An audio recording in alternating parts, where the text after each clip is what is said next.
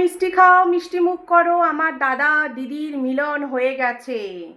সবাই আমার অনেক কন্ট্রোভার্সি দিদিরা বলেছিল যে হ্যাঁ এটা সম্পূর্ণ নাটক, এটার মিলন হবে। আর সেটা কিন্তু যে এত তাড়াতাড়ি মিলনটা হবে সেটা কিন্তু আমরা কেউই জানতাম না। তো যাই হোক, যেটা তার উদ্দেশ্য ছিল নতুন ফ্ল্যাট যাওয়া, সেটা তো হয়ে গেছে। এখন তো আর কেউ দেখতে যাচ্ছে না যে সে ফ্ল্যাটে কদিন থাকছে আর কদিন হচ্ছে বাড়িতে থাকছে, কেউ দেখতে যাচ্ছে না। ঠিকই আছে, এটাও একটা বিরাট বড় অ্যাচিভমেন্ট, যেটা ইউটিউবে না আসলে জানতে পারতাম না যে মানুষ পরিশ্রম না করেও, কষ্ট না করেও, পেটে বিদ্যা বুদ্ধি না থাকলেও অভিনয় করে, নাটক করে, ছলে বলে কৌশলে এমন একটা প্ল্যাটফর্ম আজকে আমাদের মাঝে রয়েছে যেটার নাম কিনা ইউটিউব, ফেসবুক প্ল্যাটফর্ম। সেখান থেকে টাকা তুলে মানুষ নিজের সাধ্যসিদ্ধি করতে পারে, এবং খুব ভালো রকম সাধ্যসিদ্ধি। এমনি না যে 2-5 হাজার টাকা কেউ দিয়েছে একটা ভালো ড্রেস বা শাড়ি কিনে নিলাম, সেরকমটা না, বা একটা আলমারি কিনে নিলাম, সেরকমটা না। খুব ভালো সাধ্যসিদ্ধি, মানে একটা নিম্ন মধ্যবিত্ত পরিবারের বউ যে কিনা 1500 টাকায় একটা সময় সংসার চালাতো, হ্যাঁ, সে এখন বিভিন্ন জায়গার জন্য বিভিন্ন ধরনের ওয়াশ ব্যবহার করছে, এবং সেটা আবার ভিডিওতে এসে বলছে। হ্যাঁ, যাই হোক, আমি ফেস ওয়াশ বলছি, সে বলেছে যে ফেস ওয়াশটা নিয়ে যেতে হবে মুখ ধোয়ার জন্য। তোমরা ওর ভিডিওতে গিয়ে দেখে নিও ও আসলে কি ওয়াশের কথাটা বলেছিল। মানে আমি তাদেরকে বলছি, যারা ওর ভালোবাসার মানুষ, তাদেরকে বলি যে এই কথাগুলো ভিডিওতে বলা কি খুব দরকার? একটা সময় ওই তো প্রতিবাদ করতো, যখন কোনো ব্লগার বলতো আমার পিরিয়ড হয়েছে, হেন তেন, পেট ব্যথা, তা নিয়ে কত কথা শুনিয়েছে কতজনকে। আর সেই কিনা এখন বলছে হুম আমার ফেস ওয়াশটা খালি নিয়ে যেতে হবে। বন্ধুরা, আমি ফেস ওয়াশ বলছি কেন কি, আমি ওই ওয়ার্ডটা ইউজ করব না, তো সেই কারণে আমি ফেস ওয়াশ বলছি।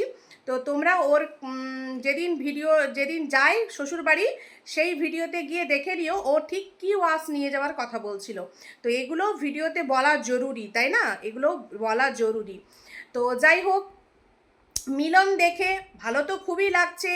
অনেক মানুষের চোখের জল ধরে রাখতে পারছে না বাবা ছেলের মিলন দেখে, তো সেরকম ভালোও লাগছে আজকের ভিডিও সিদ্ধান্তে, যে তারা সব এক হয়ে গেছে।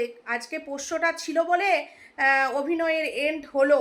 সত্যি না, পোষ্যটা না থাকলে কি করে যে অভিনয়ের এন্ড করতো, মানে এটা একটা বিরাট মানে কি বলবো, একটা গুরুত্বপূর্ণ বিষয়। এটাকে যা হোক করে তো একটা এন্ড করতে হতো। যেমন আমরা দেখেছি ম্যান্ডির সময় ম্যান্ডির বনুকে ডাকতে হয়েছিল ভিডিও এন্ড করার জন্য, মানে এই টপিকটা এন্ড করার জন্য।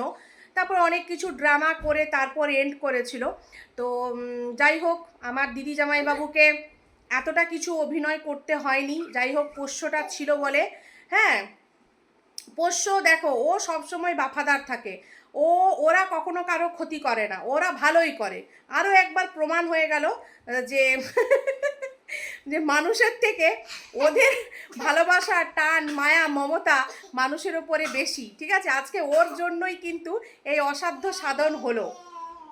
তো যাই হোক, পোষ্য আর ডিপ্রেশনে নেই, বাবা মা দুজনকেই পাবে। আগেও পেয়েছে, বাবা অনেকবার ফ্ল্যাটে গিয়ে থেকেছে, কেনই বা থাকবে না? বউ এত কষ্ট করে মিথ্যে কথা বলে এত অভিনয় করে ফ্ল্যাট নিয়েছে। হ্যাঁ, তো সেই ফ্ল্যাটে বাবা মা পোষ্য সবাই মিলে থাকারই তো কথা, তাই না বলো? তো সত্যি খুব ভালো লাগছে। নিজে করতে পারিনি তো কি হয়েছে, নিজে নোংরামও করতে পারছি না, ইউটিউব থেকে ইনকাম পাচ্ছি না তো কি হয়েছে, কিন্তু কিছু মানুষ এখানে এসে নোংরামো করছে, তারা নতুন নতুন জিনিস অ্যাচিভ করছে, সেটা দেখেই আমাদের শান্তি। সেটা দেখেই আমরা বলবো বাহ বাহ বাহ বাহ, ক্যা বাত হে ক্যা বাত হে, তুনে কর ডালা মাইয়া, তুনে কর ডালা।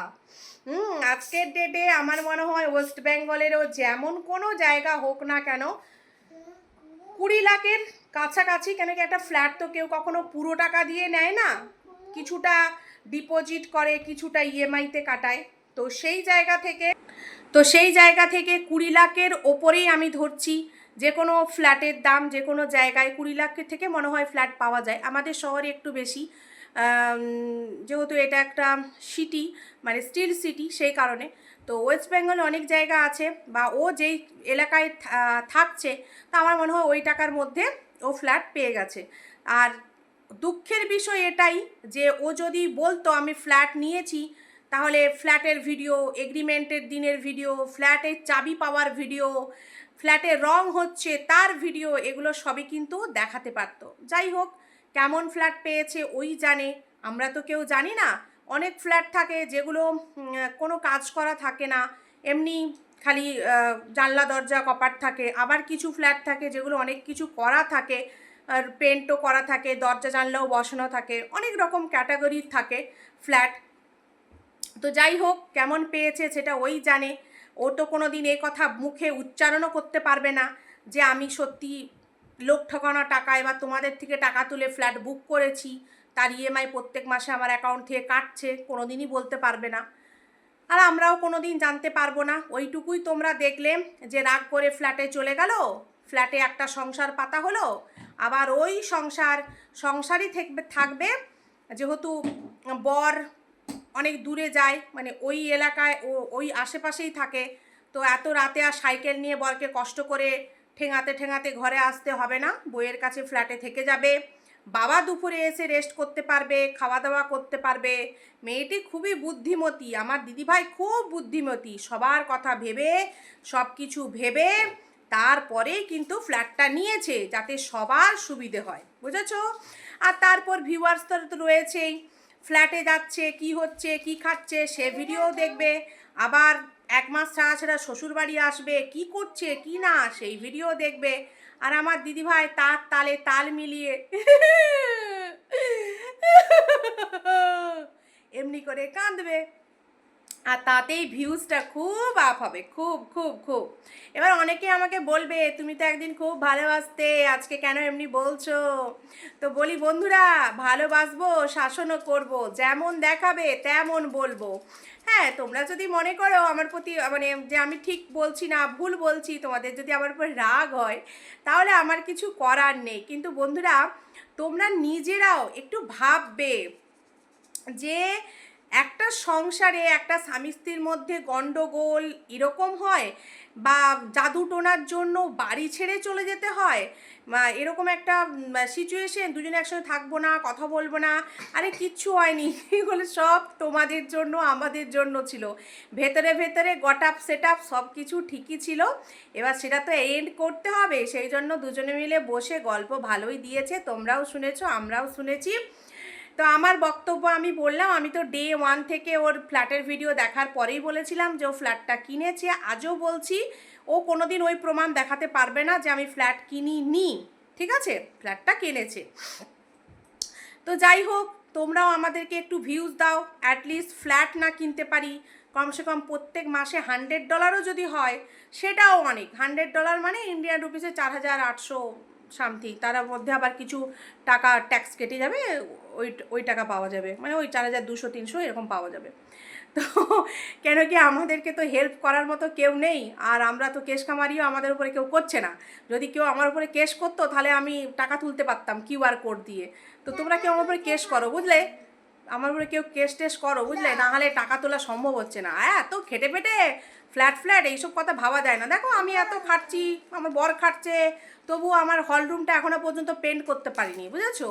কেন পারিনি? কেন কি অনেক কিছু দেখতে হচ্ছে বাবা। এই দিকে যদি পেন্ট করতে যায় 15-20 হাজার টাকা খরচা হয়ে যাবে।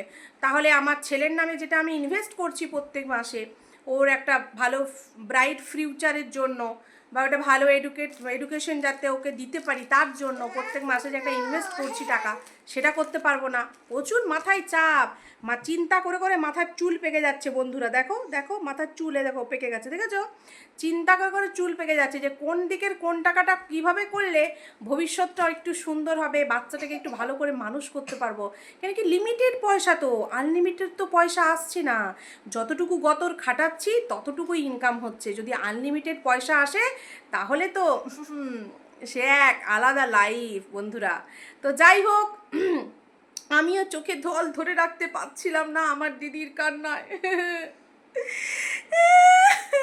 কত শখ করে এই শখের ঘর করেছিলাম বন্ধুরা।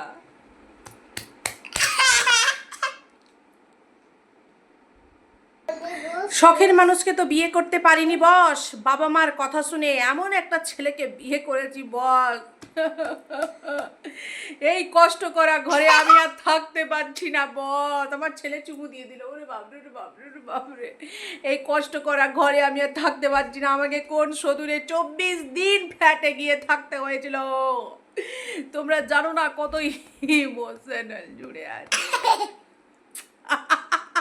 আমি যতবারই কান্না করছি আমার ছেলে এসে চুমু দিয়ে যাচ্ছে আমাকে। তো যাই হোক, কত ড্রামা দেখবো সত্যি। ইউটিউবে আসার পর না আমি টিভি দেখা ভুলে গেছি। কেন কি এখানে এত ড্রামাবাজ সিরিয়াল নায়ক নায়িকা সব রয়েছে, আর মানুষের টিভি দেখতে লাগে না। এটাই তো টিভি, এখানেই তো এন্টারটেন হয়ে যাচ্ছে। তো যাই হোক, ভিডিওটা এখানেই শেষ করলাম। সবাই ভালো থেকো, সুস্থ থেকো, দেখা হচ্ছে নতুন একটি ভিডিওর সঙ্গে। ততক্ষণ জন্য সবাইকে টাটা। টাটা করো। আর কিছু বলবে? বলবে না? বলে সবাই আমাদের পাশে থেকো, পাশে থাকো, ভালোবাসা দিও। ভালোবাসা দিও।